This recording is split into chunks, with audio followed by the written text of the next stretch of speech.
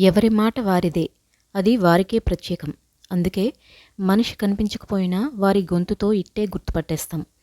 రోజువారీ వ్యవహారాల్లో మాట కీలక భూమిక పోషిస్తుంది.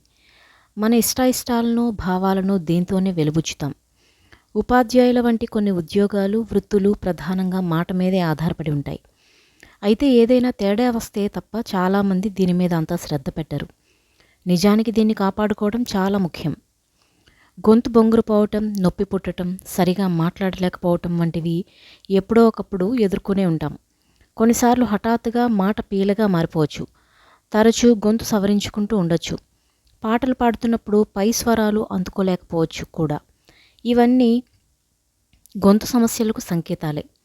ఎక్కువగా బిగ్గరగా మాట్లాడటం వీటికి దారితీయచ్చు. ముఖ్యంగా ఉపాధ్యాయులకు ముప్పు ఎక్కువ. శ్వాస తీసుకోవటానికి ప్రభావితం చేసే జలుబు, ఇతర ఇన్ఫెక్షన్లు గొంతు సమస్యలను తెచ్చిపెట్టవచ్చు. జీర్ణాశయంలోని ఆమ్లం పైకి గొంతులోకి ఎగదన్నుకొని రావటం కూడా కొన్నిసార్లు ఇబ్బందులు కలిగించవచ్చు. అన్నింటికన్నా ప్రమాదకరమైనది గొంతు క్యాన్సర్. ముఖ్యంగా స్వరపేటిక క్యాన్సర్తో మాట తీరు పూర్తిగా మారిపోతుంది. జలుబు వంటి లక్షణాలేవీ లేకపోయినా వారాల తరబడి గొంతు బొంగురు తగ్గకపోతే వెంటనే డాక్టర్ను సంప్రదించాలి. పొగ తాగే అలవాటు కలవారికి ఇది మరింత ముఖ్యం. చాలా వరకు కొన్ని రోజుల్లోనే గొంతు తిరిగి మామూలుగా అవుతుంది. ఆయా జబ్బులు తగ్గిపోతే మాట కుదురుకుంటుంది. కానీ కొన్నిసార్లు బొంగురు పోవటం తగ్గకపోవచ్చు. దీంతో మాట సన్నగా గుసగుసలాడినట్టుగా వస్తుంది. ఇది చివరికి స్వరతంత్రులు దెబ్బతినేలా చేయొచ్చు కూడా. మంచి విషయం ఏంటంటే కొన్ని జాగ్రత్తలతో మాటను కాపాడుకోవటానికి, సమస్యలు నివారించుకోవటానికి వీలుండటం. తగినంత నీరు త్రాగాలి.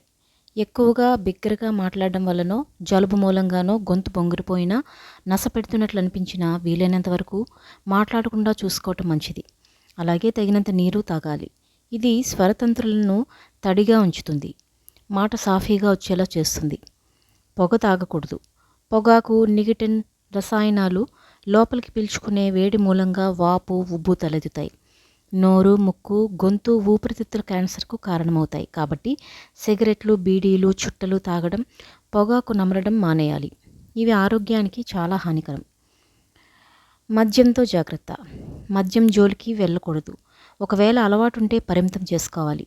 మద్యంతో ఒంట్లో నీటి శాతం తగ్గుతుంది. ఇది స్వరతంత్రుల మీద విపరీత ప్రభావం చూపుతుంది. కాఫీ విషయంలోనూ అది పనికిరాదు. వీటిని తాగిన ప్రతిసారి తప్పనిసరిగా నీళ్లు కూడా తాగాలి. స్థాయిని తగ్గించుకోవాలి. గట్టిగా అరవడం, బిగ్గరగా మాట్లాడడం వంటివి స్వరతంత్రుల మీద అనవసర ఒత్తిడిని కలుగచేస్తాయి. కొన్నిసార్లు గొంతును దెబ్బతీయచ్చు. కాబట్టి నెమ్మదిగా, తక్కువగా మాట్లాడడం అలవాటు చేసుకోవాలి.